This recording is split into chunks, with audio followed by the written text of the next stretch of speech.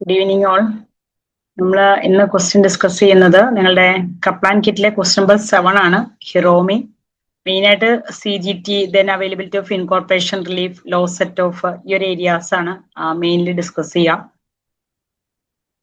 നമുക്ക് 50 mark question ആകുമ്പോൾ normal കേസിൽ ഒരു മെമ്മോറാണ്ടം ഫോർമാറ്റിൽ ഉണ്ടാവും. ആ ഒരു മെമ്മോറാണ്ടം മെമ്മോറാണ്ടം മീറ്റിംഗ് നോട്ട്സ് അത് 50 മാർക്ക് ക്വസ്റ്റ്യനിൽ എന്തായാലും ഉണ്ടാവും. അത് പ്രത്യേകം ശ്രദ്ധിച്ചേക്കാം. ഇവിടെ 3 എക്സിബിറ്റ്സ് ആണ് തന്നിരിക്കുന്നത്. അതിൽ തേർഡ് നമ്മൾ ഓൾറെഡി എക്സിബിറ്റ്സ് എല്ലായ്പ്പോഴും നോക്കണം. ആ എക്സിബിറ്റ്സിൽ ഏതിലായിരിക്കാം റിക്വയർമെന്റ്സ് എന്നുള്ള പ്രത്യേകം ശ്രദ്ധിച്ചേക്കാം. ഇവിടെ works to be carried out എന്ന് പറഞ്ഞിരിക്കുന്നത് എക്സിബിറ്റ് 3 ആണ്. ആ ഒരു കാര്യം പ്രത്യേകം ശ്രദ്ധിക്കണം. ഇവിടെ എക്സിബിറ്റ് 3 ഏതൊക്കെ requirements? I need to prepare some notes for the internal use prior to our meeting with Hiromi and the notes should be set out in a manner which will make it easy for the use to refer to them during our discussion and should address the following issues. Refund from income tax, അത് already ethics ആണ്. നിങ്ങളായിട്ട് തന്നെ നോക്കുക. ACCA code of എത്തിക്സും കാര്യങ്ങളൊക്കെയാണ്. HMRCയിൽ നിന്നൊരു refund കിട്ടി, അത് income ടാക്സിൽ നിന്ന് റീഫണ്ട് കിട്ടാം, then CGT point of chargeable gain refund കിട്ടാന്നൊക്കെ ക്വസ്റ്റ്യൻ വരാറുണ്ട്. സ്ലൈറ്റ് ഡിഫറൻസുകൾ മാത്രമേ ഉള്ളൂ. എത്തിക്സ് ജസ്റ്റ് ഒന്ന് ഡിസ്കസ്, നിങ്ങൾ തന്നെ ഒന്ന് നോക്കുക.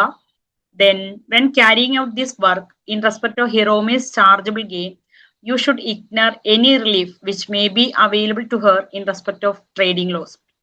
നമ്മളോട് പറഞ്ഞിരിക്കുന്നത് ഒരു ചാർജബിൾ ഗെയിനുമായിട്ട് റിലേറ്റ്, ഒരു ട്രേഡിംഗ് ലോസ് ചാർജബിൾ ഗെയിനുമായിട്ട് എങ്ങനെയൊക്കെയാണ് ലോസ് സെറ്റ് ഓഫ് ചെയ്യുക എന്നുള്ള കാര്യങ്ങളിലേക്കൊക്കെയാണ് നമ്മൾ ഡീറ്റെയിൽ പോവുക. Chargeable gain, you should ignore any relief which may be available to her in respect of trading loss.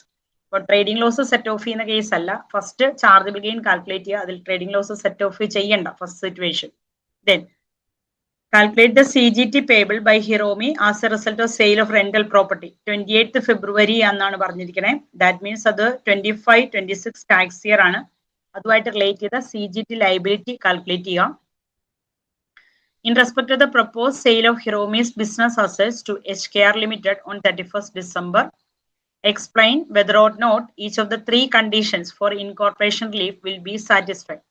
Already നമ്മളോട് 3 conditions അത് സാറ്റിസ്ഫൈഡ് ആണോ അല്ലയോ എന്ന് ചെക്ക് ചെയ്യാനാണ് പറഞ്ഞത്. സോ അപ്പൊ നമ്മൾ 3 കണ്ടീഷൻസ് മെൻഷൻ ചെയ്യണം. അതിനുശേഷം അത് സിനാരിയോയിലേക്ക് ലിങ്ക് ചെയ്യുക. അത് സാറ്റിസ്ഫൈഡ് ആണോ നോട്ട് സാറ്റിസ്ഫൈഡ് ആണോ എന്ന് മെൻഷൻ ചെയ്യുക. On the assumption that incorporation relief will be available, that all available reliefs will be claimed where necessary, calculate the CGT which will be payable by Hiromi as a result of sale of her business assets. നമ്മളോട് പറഞ്ഞിരിക്കുന്നത് incorporation relief available ആണ് എന്ന അസംഷനിലെ CGT liability calculate ചെയ്യാം. Then ഇത് sale of business assets ആണ്. ഇതിപ്പോൾ 31st December 26 എന്ന് പറയുമ്പോൾ ഇത് 26-27 ടാക്സിലെ CGT ലയബിലിറ്റി ആണ്. ഇത് 25-26. ലോസ് ഒന്നും സെറ്റ് ഓഫ് ചെയ്യേണ്ട, അത് ഇഗ്നോർ ചെയ്തോളാനാണ് പറഞ്ഞത്. ആ ഒരു പേരിലുള്ള CGT ലയബിലിറ്റി 2 ഇയറിലെയും കണ്ടുപിടിക്കുന്നത്. Then exhibit 1 and 2. For the purpose of this part C, you should ignore the terminal loss relief and NIC. Calculate Hiromi's budgeted trade loss for the tax year 26-27 and state how this loss can be relieved. 26-27 ടാക്സിലെ trade loss എത്ര and how this loss can be relieved, എങ്ങനെയായിരിക്കാം ഈ loss set off ചെയ്യാം. Using the loss calculated in part, explain with supporting calculation the tax savings which would result from the following 2 alternatives. Relieving the loss as soon as possible, assuming that no relief is claimed in the tax year 26-27. നമ്മളോട് പറഞ്ഞിരിക്കുന്നത് loss ഇതുണ്ടോ, explain with supporting calculation the tax saving. എന്തുമാത്രം tax saving ആയിരിക്കും loss set off ചെയ്യുക. No relief is claimed in the tax year 26-27. അതായത് loss set off ചെയ്യുന്നത് 26-27 tax ഇയറുമായിട്ട് set off ചെയ്യണ്ട. ദാറ്റ് മീൻസ് കറന്റ് ഇയറുമായിട്ട് എന്ത് ചെയ്യണ്ടെന്ന് loss set. Current year relief normally ചെയ്യാം, ബട്ട് ഇവിടെ ടാക്സ് സേവിങ് കണ്ടുപിടിക്കുമ്പോൾ കറന്റ് ഇയറിന്റെ കണ്ടുപിടിക്കണ്ട. And relieving the loss in future or carry forward. അത് എന്ത് ക്യാരി ഫോർവേഡ് എന്നുള്ളത് നമുക്ക് നോക്കാം.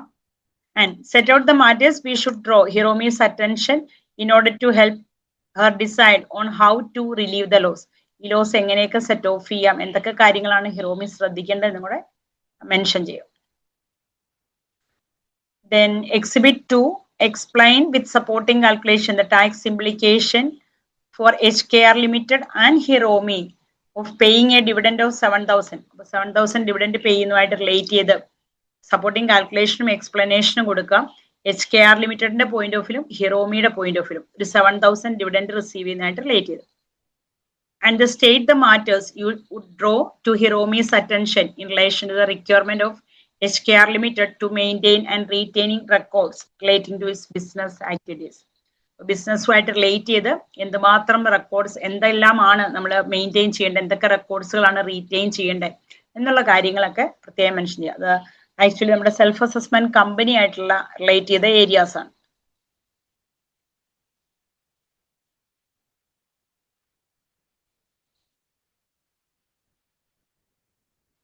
Extract from the memorandum from your manager.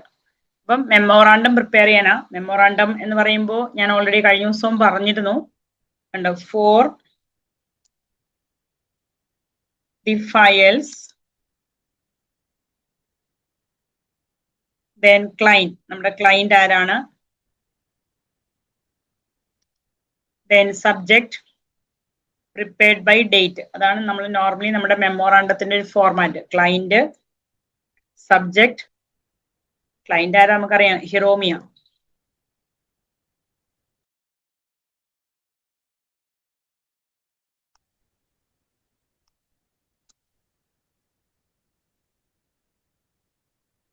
Subject, prepared by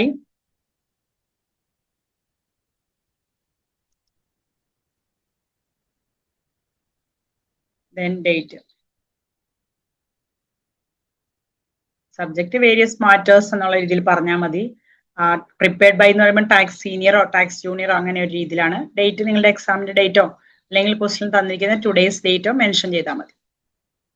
Then Hiromi recently became a client of our firm. Her sources of income and chargeable gain for recent tax years are summarized below. Hiromi has been in business as a sole trader since 2017. On 31st December, Hiromi will incorporate her business by selling all of his assets to a newly formed company called HKR Limited.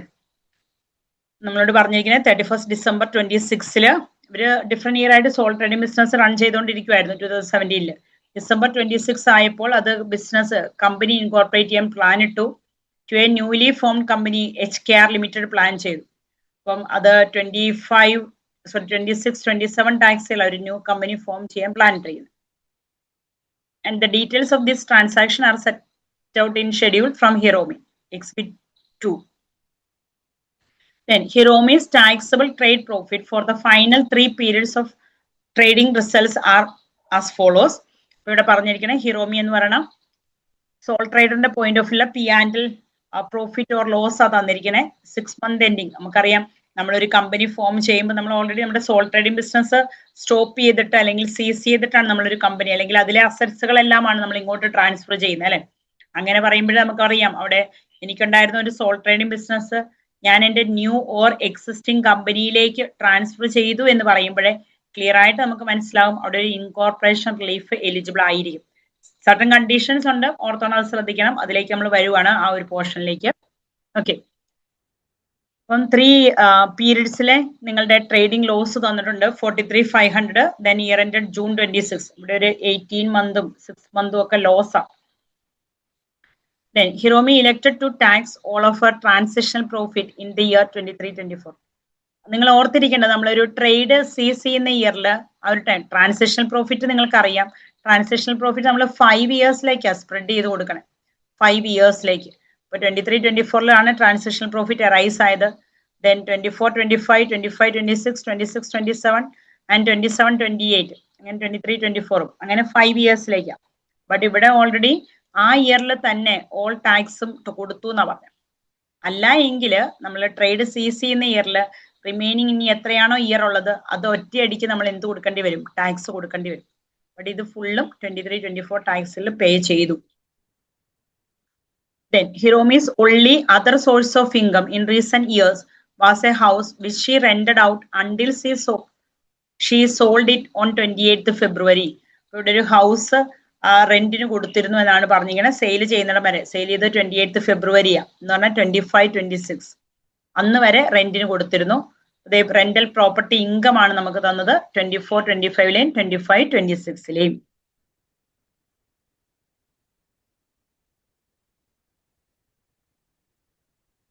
Hiromi's only disposal in recent years was for rental property on 28th February, and Hiromi sold this house for 2,65,000. She had inherited it from her uncle on 1st March 14 when it had a market value of 2,21,500. Already ഈ ഒരു പ്രോപ്പർട്ടിയാണ് sale ചെയ്യുന്നത്. Sale value 2,65,000 ആണ്. Then അതുപോലെ അതിന്റെ market value നമുക്കറിയാം inheritance വഴി കിട്ടിയതാന്ന് പറഞ്ഞത്. Then അതുപോലെ അങ്കിൾ ഇത് കണക്കി Hiromi's uncle had purchase the house for 1,35,000.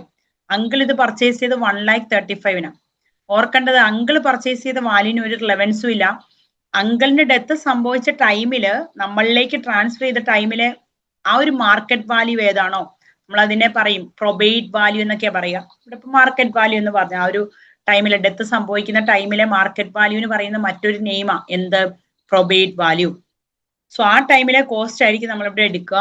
അപ്പോൾ 2,65,000 ആണ് പ്രൊസീഡ്സ്. ദെൻ 221,500 ആയിരിക്കും എന്തെന്ന് പറയുക നമ്മുടെ കോസ്റ്റ് എന്ന് പറയുക. ബാലൻസ് ആണ് നമ്മുടെ ഗെയിൻ എന്ന് പറയുക. അതിൽ നിന്ന് ഹിറോമി നമുക്കറിയാം ഇൻഡിവിജ്വൽ ആണ്, AE ഒക്കെ ഡിഡക്ട് ചെയ്ത് CGT ലൈബിലിറ്റി കാൽക്കുലേറ്റ് ചെയ്യാന്നുള്ളൂ. ദെൻ അതൊരു റെന്റൽ പ്രോപ്പർട്ടിയാണ്, വേറെ റിലീഫുകളൊന്നുമില്ല. CGT ലൈബിലിറ്റി കണ്ടുപിടിക്കണം. അപ്പൊ നമ്മൾ ശ്രദ്ധിക്കേണ്ട മറ്റൊരു കാര്യം ഇത് 25-26 ടാക്സ് ഇയർ. അപ്പം നമുക്ക് അപ് ടു 37,700 വരെ ലോവർ റേറ്റും എക്സസിന് ഹൈ റേറ്റ് ഒക്കെ കൊടുക്കണം. അപ്പം നമ്മൾ അപ് ടു 37,700 എന്ന് പറയുമ്പോൾ അത് നമ്മുടെ ടാക്സബിൾ ഇൻകത്തിനെ ബേസ് ചെയ്തൊക്കെയാ. സോ അതൊക്കെ നമ്മൾ കണ്ടുപിടിക്കണം, ടാക്സബിൾ ഇൻകം എത്രയാണ് എന്നുള്ള കാര്യങ്ങളൊക്കെ. ഇവിടെ നമ്മുടെ 25-26 ടാക്സ് ഇയറിൽ ഇവിടുത്തെയും നമ്മൾ എന്ത് കണ്ടുപിടിക്കണം, പ്രോഫിറ്റ് ഒക്കെ കണ്ടുപിടിക്കണം, ട്രേഡ് പ്രോഫിറ്റ്. കാരണം അത് 30th ജൂൺ ആയതുകൊണ്ട് നമ്മൾ സ്പ്ലിറ്റ് ചെയ്യണം. In between 6th April 25 to 5th April 26 ഒക്കെ നമ്മൾ എന്ത് ചെയ്യണം, സ്പ്ലിറ്റ് ചെയ്തെടുക്കണം. ആ ഒരു കാര്യം കൂടെ പ്രത്യേകം ശ്രദ്ധിച്ചോണം. അത് നമുക്ക് സ്പ്ലിറ്റ് ചെയ്തെടുക്കാം. Then income tax refund. Okay, നമുക്ക് എന്തായാലും ആ ഫസ്റ്റ് റിക്വയർമെന്റ് ഒന്ന് കംപ്ലീറ്റ് ചെയ്യാം. നമ്മുടെ ഫസ്റ്റ് റിക്വയർമെന്റ് ചോദിച്ചിരിക്കണേ ഈ ഒരു ഹൗസ് സെയിൽ ചെയ്യുന്നതായിട്ട് റിലേറ്റ് ചെയ്ത നിങ്ങളുടെ CGT ലൈബിലിറ്റി എത്ര എന്നാണ് first requirement. Calculate the CGT liability as a result of sale of rental property. Heading കൊടുക്കുക computational CGT liability.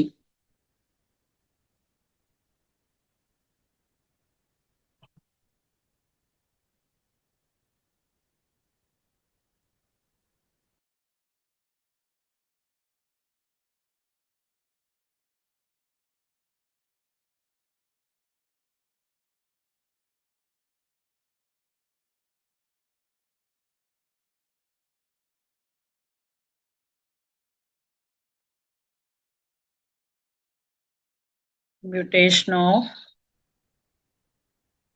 CGT liability.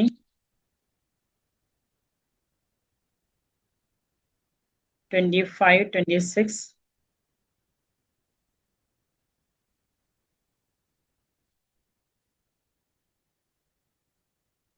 sales 2,65,000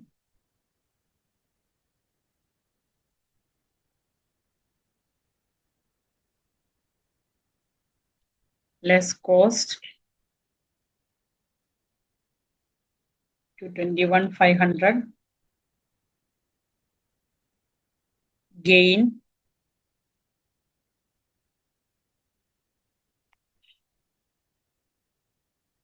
less AEA 3,000. Balance is taxable gain.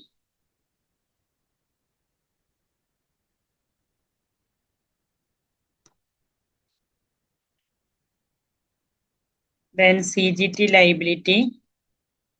But CGT liability കണ്ടുപിടിക്കുന്നതിന് മുമ്പ് നമ്മൾ എന്ത് കണ്ടുപിടിക്കണം, taxable income അല്ലെ. Taxable income calculate ചെയ്താലേ നമുക്ക് CGT ലൈബിലിറ്റിയിലേക്ക് എത്താൻ പറ്റുള്ളൂ.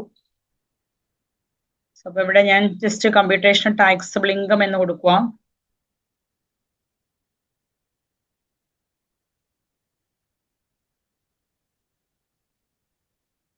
That is trade profit.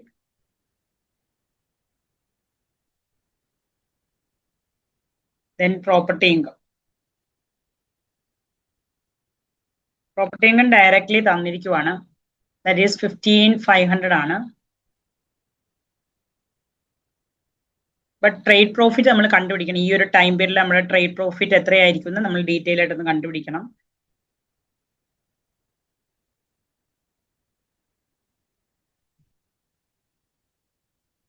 '25, '26 എന്ന് പറഞ്ഞാൽ നിങ്ങൾക്കറിയാം time period 6th April 25 to 5th April 26 എന്ന് പറഞ്ഞാല് ഇവിടുന്ന് ആദ്യത്തെ time period in between 6th April 25 to 5th April 26 ആണല്ലോ. ഇവിടെ ഇപ്പം ഇയർ എൻഡഡ് June 25, അവിടുന്ന് April, May, June 3 month കയറി വരാനുള്ളൂ. So 44,000 divided by 12 into 3. Then 4,000 loss അവിടുന്ന് 9 month കയറി വരും. 4,000 divided by 12 into 9. അപ്പൊ 11,000 3,000 നമ്മൾ സെറ്റ് ഓഫ് ചെയ്യണം. എന്ന് പറഞ്ഞാൽ ഈ ഇയറിൽ 8,000 ആണ് നമ്മുടെ ട്രേഡ് പ്രോഫിറ്റ് എന്ന് പറയും.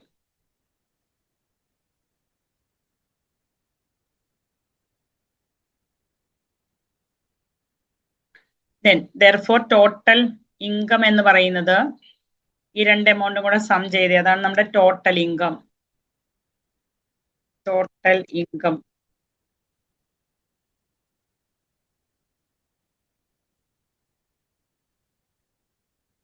less personal allowance,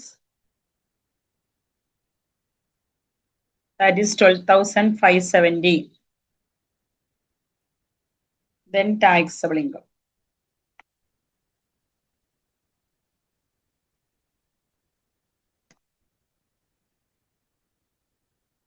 Then basic rate band remaining.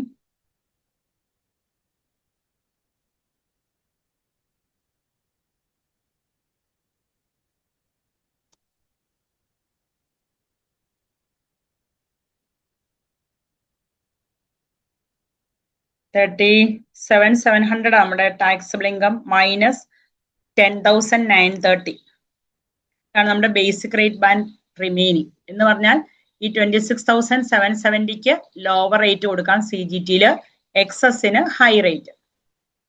ഇവിടെ നമ്മൾ CGT പേബിളില് 26,770ക്ക് 18%, then total 40,500 ആണ്. അതിൽ 26,770ക്ക് പേ ചെയ്തു, എക്സസിന് 24%.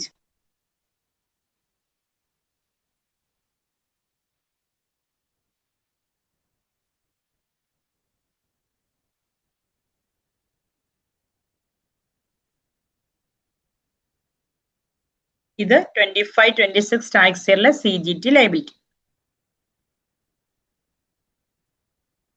Then റിമൈനിങ് പോർഷനുകൾ നമുക്ക് ഡിസ്കസ് ചെയ്ത് വരാം. Exhibits 2, sale of unincorporated business. Sale of the assets of my business to HKR Limited. അപ്പം ഓൾറെഡി എൻ്റെ സോൾ ട്രേഡിംഗ് ബിസിനസ് HKR ലിമിറ്റഡിലേക്ക് സെയിൽ ചെയ്തതായിട്ട് റിലേറ്റ് ചെയ്ത്. I will sell all of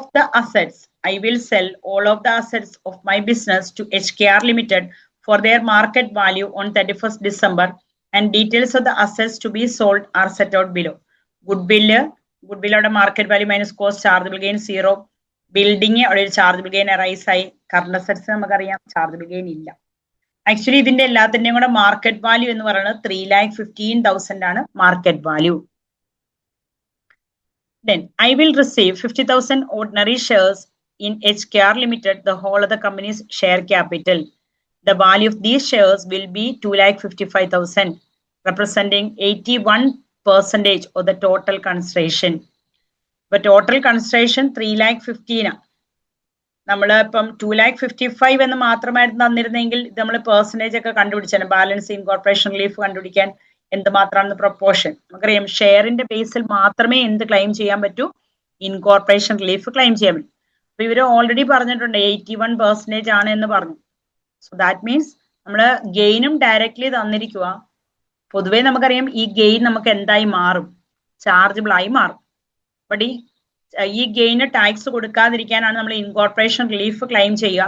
so 81% ആയിരിക്കും incorporation.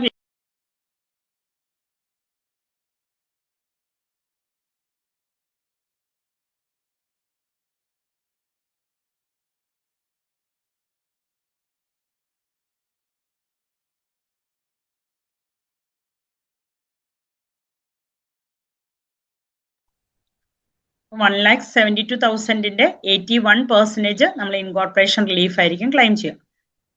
The building is not eligible for structures and building allowance. നമുക്കറിയാം ഇതിന് already SB allowance claim ചെയ്തിട്ടില്ലെന്ന് പറഞ്ഞേ.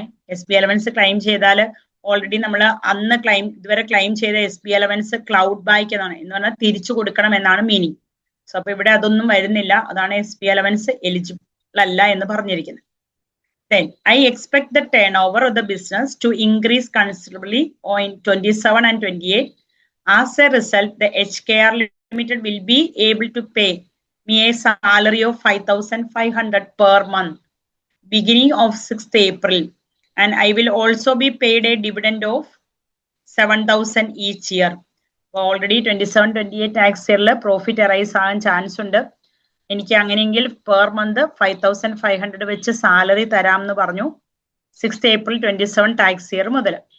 അതുപോലെ തന്നെ ഡിവിഡൻഡും റിസീവ് ചെയ്യും, ബട്ട് അത് November 28 റിസീവ് ചെയ്യുക. കോർപ്പറേഷൻ ടാക്സ് ഈ കമ്പനി ഫോളോ ചെയ്യുന്നത് മെയിൻ റേറ്റ് എന്ന് പറഞ്ഞാൽ 25% ആയിരിക്കും. Finally I require advice on the record keeping requirements. Records നമ്മൾ എന്തൊക്കെ മെയിൻറ്റെയിൻ ചെയ്യണമെന്ന് ചോദിച്ചിട്ടുണ്ടായിരുന്നു, അതുമായിട്ട് റിലേറ്റ് ചെയ്തു എന്ത് കൊടുക്കുക, അഡ്വൈസ്. ഇത്തിരി ഒരു ലെങ്തി ക്വസ്റ്റൻ ആണെന്ന് പറയാനില്ല. അപ്പൊ ഇവിടെ നമ്മൾ നെക്സ്റ്റ് റിക്വയർമെന്റ് നോക്കിയാല് CGT liability നമ്മൾ കണ്ടുപിടിച്ചു. Then explain whether or not each of the 3 conditions of incorporation relief will be satisfied. ഇതെല്ലാം സാറ്റിസ്ഫൈഡ് ആണോ, ഇൻകോർപ്പറേഷൻ റിലീഫ് എല്ലാം സാറ്റിസ്ഫൈഡ് ആണോ എന്നുള്ളതാണ് നെക്സ്റ്റ് റിക്വയർമെന്റ്സ് പറഞ്ഞിരിക്കണേ. എന്താണ് ഇൻകോർപ്പറേഷൻ റിലീഫ്, എന്തൊക്കെയാണ് ഇൻകോർപ്പറേഷൻ റിലീഫിന്റെ കണ്ടീഷൻ എന്നാണ് നിങ്ങൾ ഓർക്കണ്ടേ. അപ്പോൾ 1 by 1 ആയിട്ട് കണ്ടീഷൻസ് പറയണം. എന്തൊക്കെയായിരുന്നു? ഹിറോമിസിന്റെ business transferred as a going concern അല്ലെ. Hiromi's business is transferred as a going concern, അതാണ് ഫസ്റ്റ് കണ്ടീഷൻ. സെക്കൻഡ് കണ്ടീഷൻ എന്താ? All of the assets of full എന്ത് ചെയ്യണം, ട്രാൻസ്ഫർ ചെയ്യണം എന്നുള്ളതാണ് സെക്കൻഡ് കണ്ടീഷൻ എന്ന് പറയുക. ദെൻ തേർഡ് കണ്ടീഷൻ എന്ന് പറയുന്നത് നമ്മൾ നോർമൽ കേസിൽ എന്താ പറയുക, കൺസിഡറേഷൻ ആയിട്ട് കിട്ടുന്നത് ഷെയറിന്റെ ഫോമിലും കൂടെ കൺസിഡറേഷൻ കിട്ടണം. അങ്ങനെയാണെങ്കിൽ മാത്രമേ ഇൻകോർപ്പറേഷൻ റിലീഫ് ക്ലെയിം ചെയ്യാൻ പറ്റൂ. അതാണ് നമ്മുടെ 3 കണ്ടീഷൻസ് പറയുക. അതില് നമ്മൾ എല്ലാം സാറ്റിസ്ഫൈ ചെയ്തോ എന്നാണ് ക്വസ്റ്റ്യൻ ചോദിച്ചിരിക്കുന്നത്. ഇവിടെ ക്ലിയർ ആയിട്ട് ഇവർ പറയുന്നുണ്ടായിരുന്നു ഓൾ ഓഫ് ദ അസറ്റ്സ് ഉണ്ടോ, ഇവിടെ ഒരു പോയിന്റ് പറയുന്നുണ്ട്, I will sell all of the assets of my business to HKR limited. എല്ലാ അസറ്റ്സുകളും ട്രാൻസ്ഫർ ചെയ്തു എന്ന് പറയുന്നുണ്ട്. അത് ആ കണ്ടീഷൻ സാറ്റിസ്ഫൈ ചെയ്തു. ദെൻ ഷെയർ കൺസിഡറേഷൻ ആയിട്ട് കിട്ടണം എന്നുള്ള കണ്ടീഷൻ സാറ്റിസ്ഫൈ ചെയ്തു. റീസൺ 81% ഷെയർ കൺസിഡറേഷൻ ആണ്. സോ ആ കണ്ടീഷനും സാറ്റിസ്ഫൈ ചെയ്തു. പിന്നെ നമ്മുടെ ഒരു കൺസേൺ എന്താന്നുള്ളതാ, ഗോയിങ് കൺസേൺ ആയിരിക്കണം എന്നൊരു കണ്ടീഷൻ ഉണ്ടായിരുന്നു. ഈ ഗോയിങ് കൺസേൺ എന്ന് പറഞ്ഞാൽ അതിനൊരു ഫോർസീമബിൾ ഫ്യൂച്ചർ ഉണ്ടായിരിക്കുക എന്നൊക്കെയാണ്. നമ്മുടെ ബിസിനസ് നമ്മൾ ഒരു സൗണ്ടിലായിരിക്കും, നല്ലൊരു സൗണ്ട് സിസ്റ്റത്തിലായിരിക്കണം പോകേണ്ടത് എന്നുള്ളൊരു കാര്യങ്ങളൊക്കെ ആയിരിക്കും. സൗണ്ട് കണ്ടീഷൻ ആയിരിക്കും നമ്മുടെ ബിസിനസ് എന്നൊക്കെയാണ് നമ്മൾ പൊതുവെ പറയുക. കൊമേഴ്സ്യൽ ഇതൊക്കെ മൊത്തത്തിൽ ഒരു സൗണ്ട് ആയിരിക്കണം, business operations sound commercial basis ആയിരിക്കണം എന്നാണ് പറയുക. ബട്ട് ഇവിടെ നിങ്ങൾ നോക്കുമ്പോൾ ഇതുണ്ട്, ഇവിടെ ഒരു 18 മന്തും ഇവിടെ ഒരു 6 മന്തും എന്ന് പറഞ്ഞാൽ ടോട്ടലി 12ഉം 6ഉം, ഇവിടെ ഒരു 12ഉം ഇവിടെ ഒരു 6ഉം എന്ന് പറഞ്ഞാൽ ടോട്ടലി ഒരു 18 മന്തോളം ലോസിലാണ് പോയിക്കൊണ്ടിരിക്കുന്നത്. അപ്പൊ ഇങ്ങനെ ഒരു ലാക്ക് ഓഫ് പ്രോഫിറ്റ് ആയതിനാൽ തന്നെ ഇതൊരു ഗോയിങ് കൺസേൺ എന്ന് പറയാൻ പറ്റില്ല. ഒരു 18 മന്തായിട്ട് ഇവിടെ പ്രോഫിറ്റ് വളരെ കുറവാണ്, പ്രോഫിറ്റ് നില്ലാണ്, ലോസിലേക്കാണ് പോയിക്കൊണ്ടിരിക്കുന്നത്. സോ അതിനപ്പോ അവിടെ നിങ്ങൾ പറയുക കണ്ടീഷൻ 3 പറയുക. സെക്കൻഡ് കണ്ടീഷൻ സാറ്റിസ്ഫൈ ചെയ്തു, അതായത് ഓൾ ഓഫ് അസറ്റ്സ് ട്രാൻസ്ഫർ ചെയ്തു. തേർഡ് കണ്ടീഷൻ സാറ്റിസ്ഫൈ ചെയ്തു, 81%ഓളം ഷെയറുകളുണ്ട്. ബട്ട് ഗോയിങ് കൺസേണിന്റെ കേസ് അൺസർട്ടൺ ആണ്. റീസൺ ഒരു ലാസ്റ്റ് നമുക്കറിയാം സൗണ്ട് കൊമേഴ്സ്യൽ ബേസ് ആയിരിക്കണം ഗോയിങ് കൺസേൺ എന്ന് പറഞ്ഞാൽ. ബട്ട് ഇവിടെ ഈ ഒരു ബിസിനസ്സിൽ ലാസ്റ്റ് 18 മന്തായിട്ട് അവർ ലാക്ക് ഓഫ് ബിസിനസ് ആണ് അല്ലെങ്കിൽ ലാക്ക് ഓഫ് പ്രോഫിറ്റ് ആണ്. സോ അതിനാൽ തന്നെ ഇത് ഒരു ഗോയിങ് കൺസേൺ എന്നുള്ള രീതിയിൽ നമുക്ക് കൺസിഡർ ചെയ്യാൻ പറ്റില്ല എന്ന് പറയും. അത്രയേ ഉള്ളൂ തിയറി. ദെൻ നെക്സ്റ്റ് റിക്വയർമെന്റ് എന്താ അവർ ചോദിച്ചിരിക്കണേന്ന് നോക്കിയേ. നീ ഓൾറെഡി ഇൻകോർപ്പറേഷൻ റിലീഫ് അവൈലബിൾ ആണ് എന്നുള്ള അസംഷനിലെ CGT ലൈബിലിറ്റി കണ്ടുപിടിക്കുക. ഇവിടെ 26-27 ടാക്സ് ഇയർലിയ ഇൻകോർപ്പറേഷൻ റിലീഫ് അവൈലബിൾ ആണ് എന്നുള്ള ഒരു അസംഷനിലെ CGT ലൈബിലിറ്റി. ഇവിടെ ഗെയിൻ ഡയറക്ട്ലി തന്നിരിക്കുക 1,72,000 ആണ് ടോട്ടൽ ഗെയിൻ എന്ന് നമുക്കറിയാം. അല്ലാതെ സെയിൽസ് മൈനസ് കോസ്റ്റിലേക്കൊന്നും പോകണ്ട. ഈ ഒരു ബിസിനസ് സെയിൽ ചെയ്തതിന്റെ ഗെയിൻ തന്നതുകൊണ്ട് അത് ഡയറക്ട്ലി ഗെയിൻ ആയിട്ട് എടുക്കാം.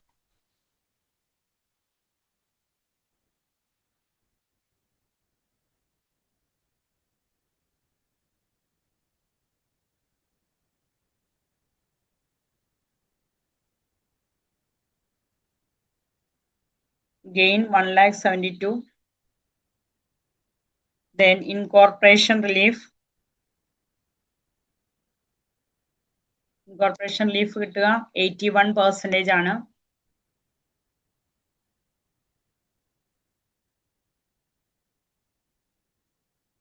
$1,72,000 into 81%. Then balance gain.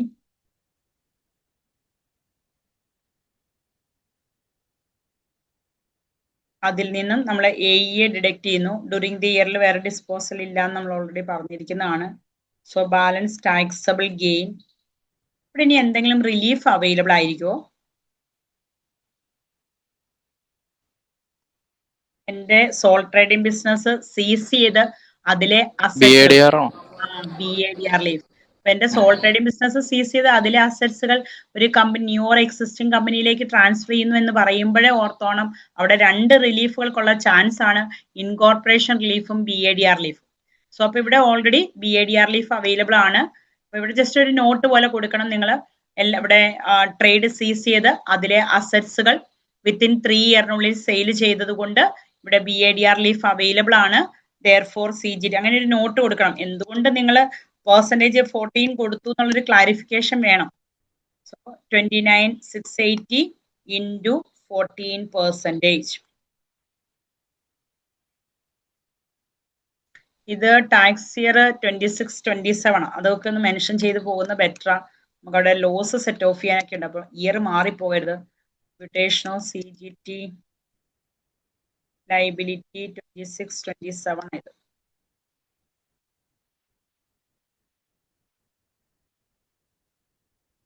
Decimal round off ചെയ്തിട്ടേക്കോ.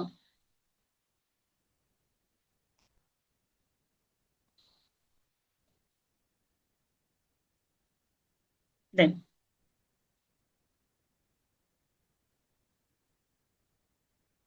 next requirement C.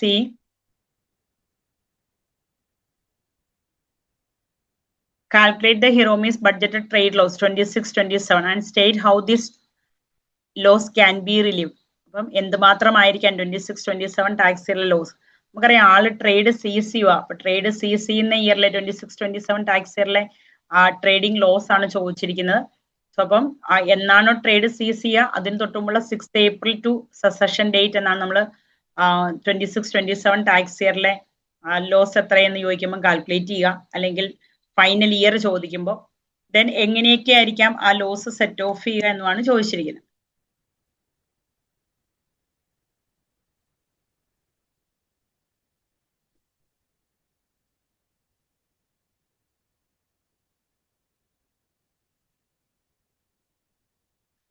Imputation of 25-26 loss.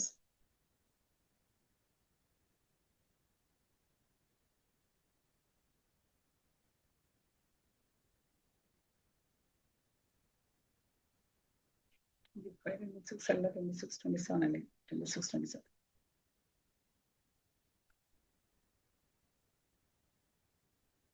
25-26 loss എന്ന് പറയുമ്പോൾ എന്നാണോ ട്രേഡ് സീസ് ചെയ്തത് അതിന് തൊട്ടുമുള്ള 6th April. So 6th April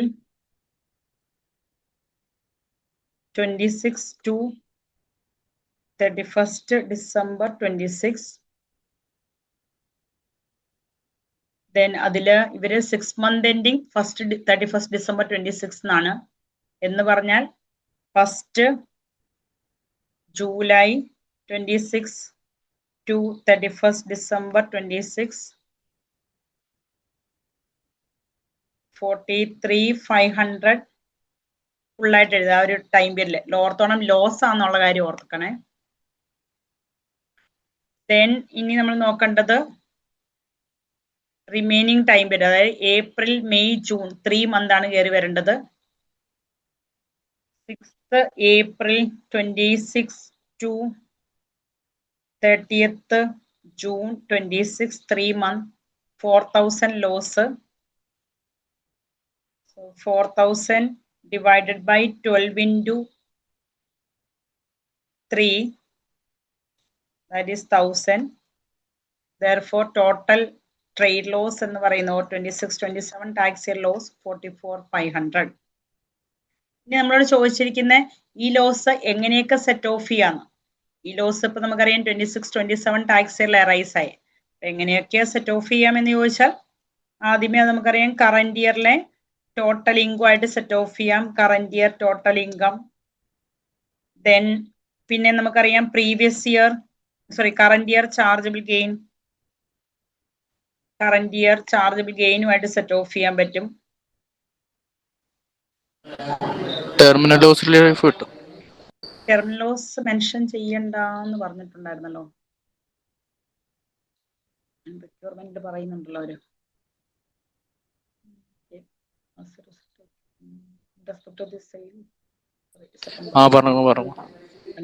terminal loss മറ്റേ ഫ്യൂച്ചറിലെ HKR ലിമിറ്റഡുമായിട്ട് firstly from non savings then from savings എന്റെ സോൾ ട്രേഡിംഗ് ബിസിനസ് സീസ് ചെയ്തിട്ട് അതിലെ അസറ്റ്സുകൾ ട്രാൻസ്ഫർ ചെയ്തൊരു കമ്പനി ഫോം ചെയ്തല്ലേ. എനിക്ക് ആ ഇൻകുമായിട്ട് സെറ്റ് ഓഫ് ചെയ്യാം, അത് ഓർക്കണം. Previous year total income, then previous year chargeable gain,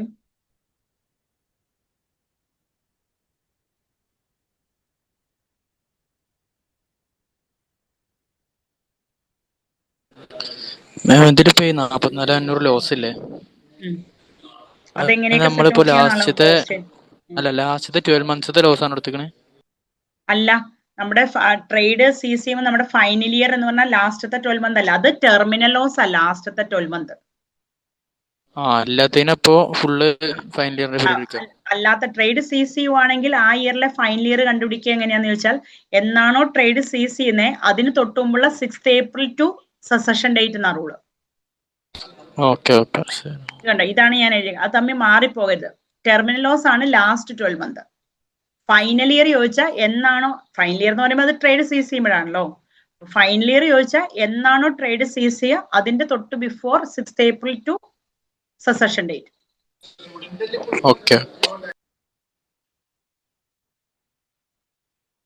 Then last point, the first available income from HKR Limited.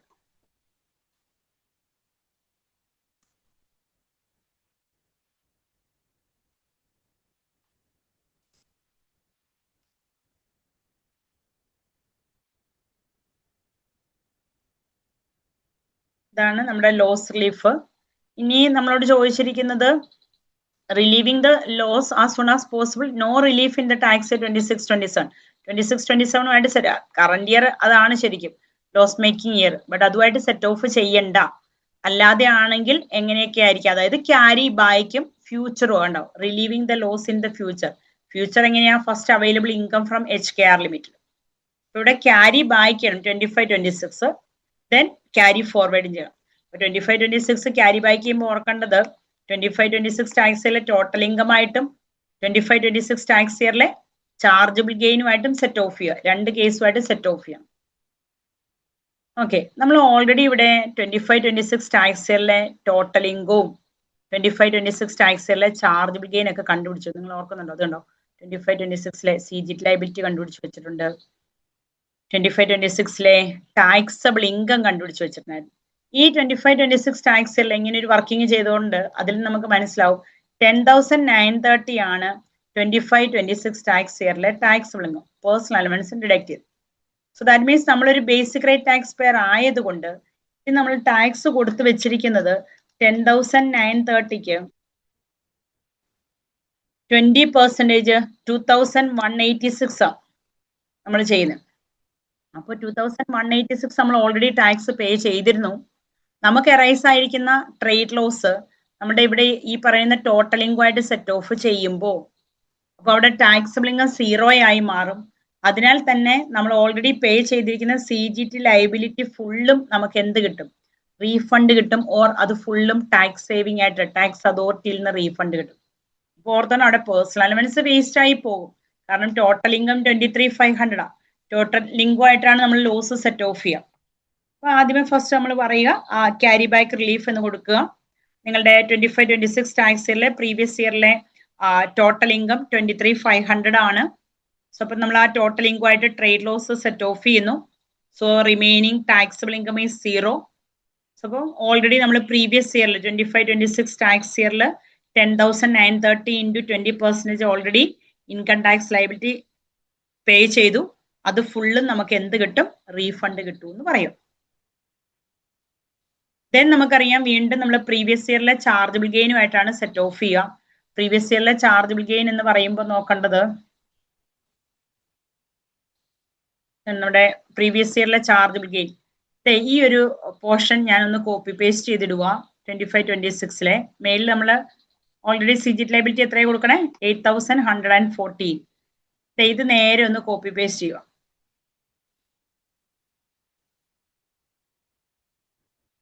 ഇവിടെ നമുക്ക്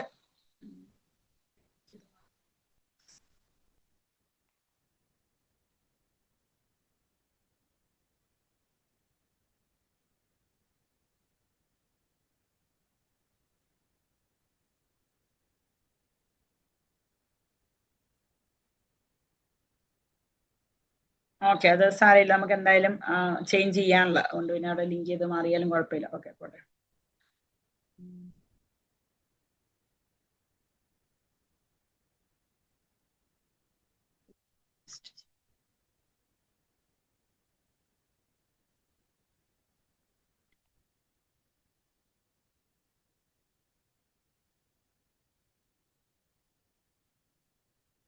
ഓക്കെ, ചാർജബിൾ ഗെയിൻ 43,500 കിട്ടി, AE കിട്ടി.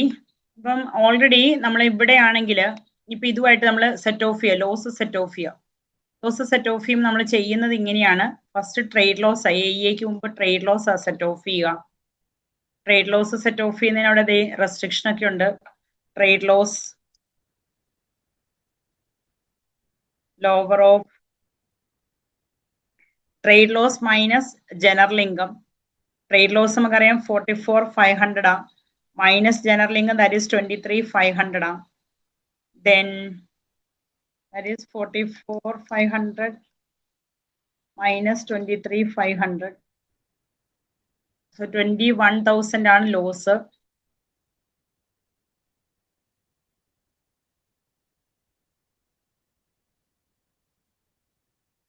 Then chargeable gain that is 43,500 minus previous year capital loss brought forward.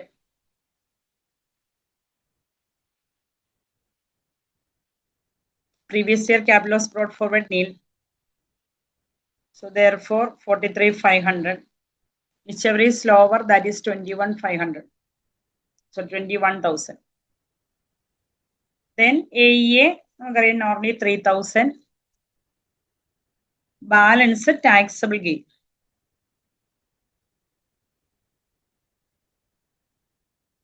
ഇനി CGT liability calculate ചെയ്യുമ്പോൾ ഒരു കാര്യം നിങ്ങൾ പ്രത്യേകം ശ്രദ്ധിക്കണം.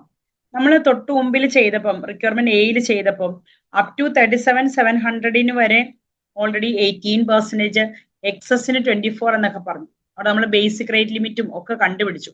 ഇവിടെ ഓർക്കേണ്ടത് ഇവിടെ നമ്മൾ ഓൾറെഡി നമുക്ക് വന്ന ട്രേഡ് ലോസ് നമ്മൾ ഫുള്ളും ക്യാരി ബാക്ക് ചെയ്ത് പോയിരുന്നു. സോ അങ്ങനെ ക്യാരി ബാക്ക് ചെയ്തത് കൊണ്ട് തന്നെ അവിടെ നമ്മുടെ ടാക്സബിൾ ഇൻകം നില്ല. ടാക്സബിൾ ഇൻകം നില്ല ആയതുകൊണ്ട് CGT ലയബിലിറ്റി ഇതിന് ഫുള്ളിനും ഏത് പെർസെൻറ്റേജ് കൊടുക്കാം? 18% കൊടുക്കാം.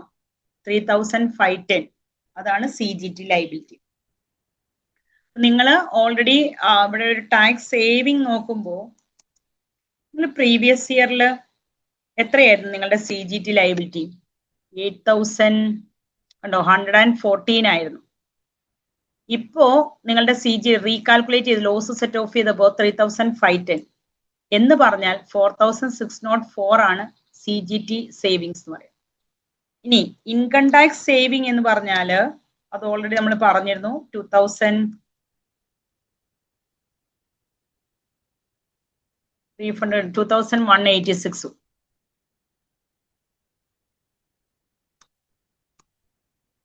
എന്ന് പറഞ്ഞാൽ ടോട്ടൽ നിങ്ങൾ ക്യാരി ബാക്ക് ചെയ്യണം. ലോസ് ഫുള്ളോടെ കഴിഞ്ഞു അല്ലെ. ക്യാരി ബാക്ക് ചെയ്യുവാണെങ്കിൽ നിങ്ങളുടെ ടാക്സ് സേവിങ് എന്ന് പറയുന്നത് 6790 ആണ്. ക്യാരി ബാക്ക് ചെയ്താലത്തെ നിങ്ങളുടെ ടാക്സ് സേവിങ് എന്ന് പറയും. ദെൻ ഇനി നമ്മൾ ക്യാരി ഫോർവേഡ് ചെയ്യുവാണെങ്കിൽ എന്നാണ് നെക്സ്റ്റ് ക്വസ്റ്റ്യൻ. ഫ്യൂച്ചറിൽ നിങ്ങൾക്ക് HKR ലിമിറ്റഡിൽ നിന്ന് നിങ്ങൾക്ക് സാലറി കിട്ടുന്നുണ്ട്.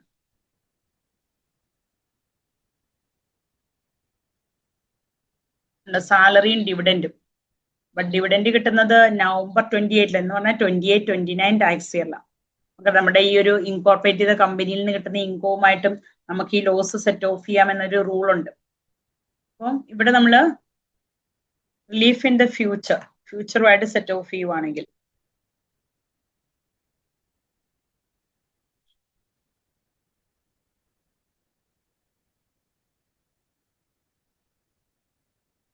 ഇവിടെ നിങ്ങളുടെ എംപ്ലോയ്മെന്റ് ഇൻകം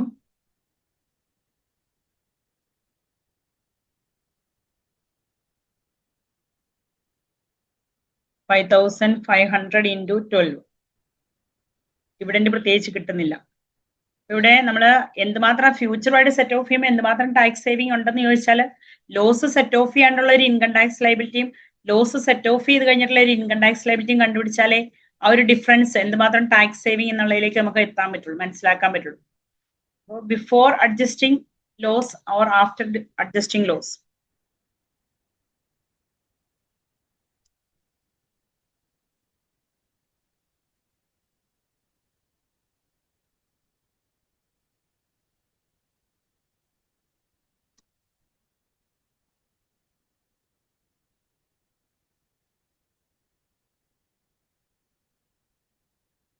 എംപ്ലോയ്മെന്റ് ഇൻകം ഇവിടെ സെയിം തന്നെ. Employment income or total or net income ഇതിനെ ആക്കുക, രണ്ടും സെയിം ആണ്. അതും വേറെ ഇൻകംസ് ഒന്നുമില്ല. ഡിവിഡൻഡ് ഉള്ളത് നെക്സ്റ്റ് ഇയറിലാണ്, അത് ഓർത്തോണം. Total or net income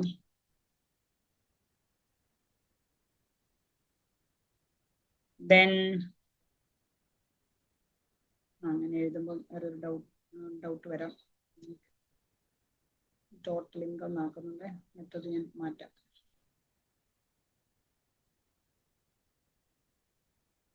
total income then less trade loss, then net income less personal allowance,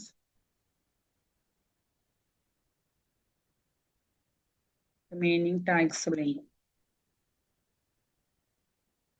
before adjusting trade loss. അതുകൊണ്ട് ഇവിടെ ട്രേഡ് ലോസ് ഇല്ല. ഇവിടെ ട്രേഡ് ലോസ് നമ്മൾ ഓൾറെഡി കണ്ടുപിടിച്ചായിരുന്നല്ലോ, 44,500 അല്ലേ. 44,500.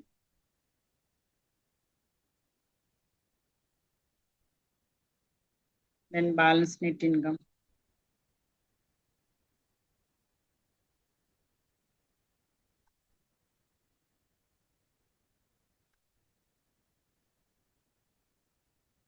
രണ്ട് സിറ്റുവേഷനിലും 12,570 പേഴ്സണൽ അലവൻസ് അവൈലബിൾ ആണ്. Then balance taxable income.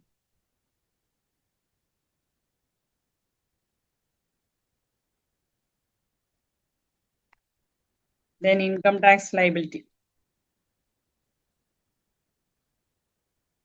ഇവിടെ 37,700 into 20%. Then 53,430 minus 37,700 excess into 40%.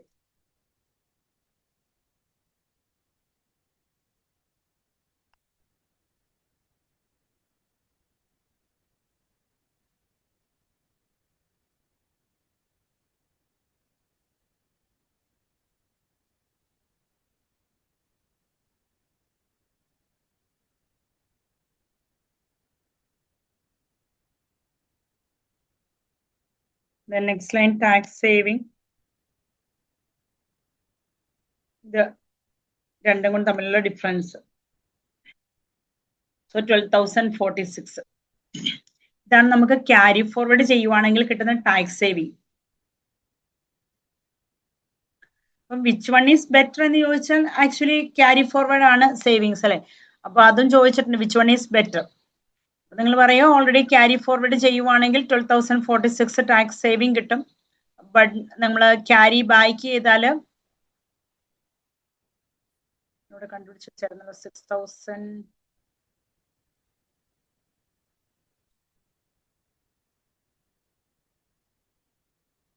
6,600 അല്ലായിരുന്നു.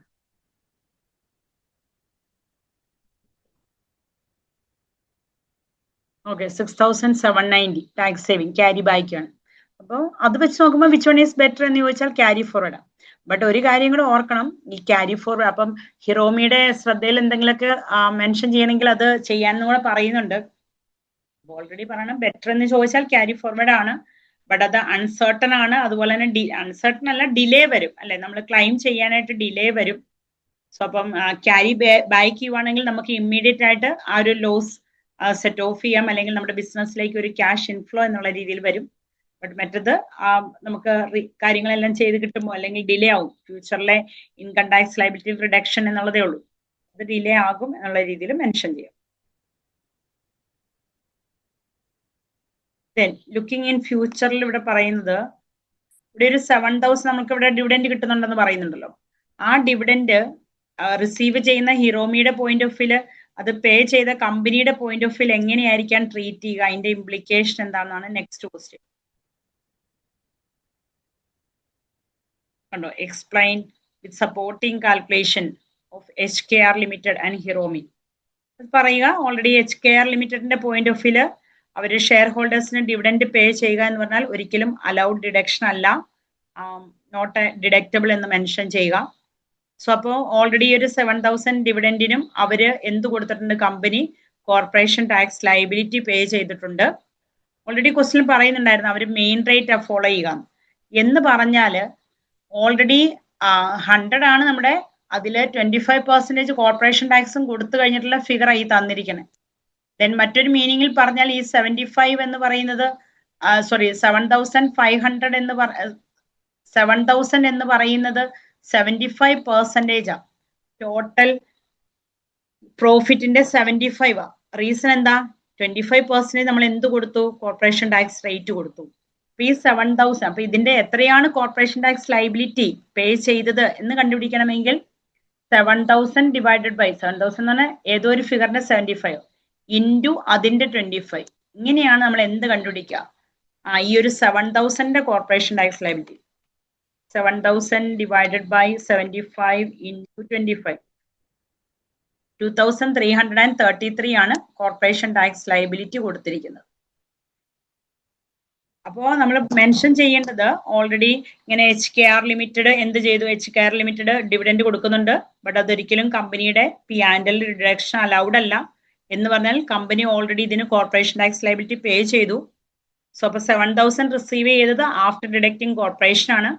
ദാറ്റ് മീൻസ് 7,000 എന്ന് പറയുന്നത് ഒരു 75% ആണ്. സോ അതിന്റെ 25, so 2,333 HKR limited corporation tax പേ ചെയ്തു. അത് കമ്പനിയുടെ പോയിന്റ് ഓഫ് വ്യൂ. ഇനി ഹിറോമിയുടെ പോയിന്റ് ഓഫ് വ്യൂ എന്നാ, വളരെ സിമ്പിളാ. ഹിറോമി എന്ന് പറഞ്ഞ ഇൻഡിവിജ്വലിന്റെ പോയിന്റ് ഓഫ് വ്യൂ 7,000 ഡിവിഡൻഡ് കിട്ടിയാൽ ഓൾറെഡി അതിന് നിൽ റേറ്റ് ബാൻഡ്, വേറെ ഡിവിഡൻഡിങ് ഒന്നും ഇല്ലെങ്കിൽ 500 നിൽ റേറ്റ് ബാൻഡ് അവൈലബിൾ ആണ്.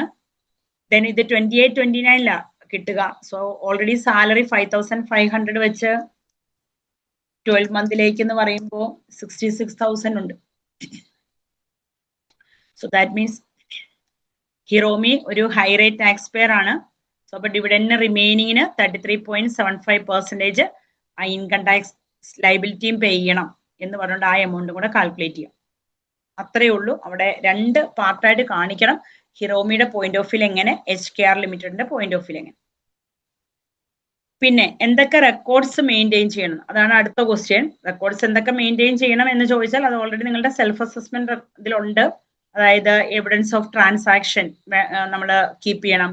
എവിഡൻസ് ഓഫ് ട്രാൻസാക്ഷൻ എന്ന് പറയുമ്പോൾ നമ്മുടെ റിസീപ്സിന്റെ, എക്സ്പെൻസിന്റെ, അതിന്റെ എല്ലാത്തിനും വേണം.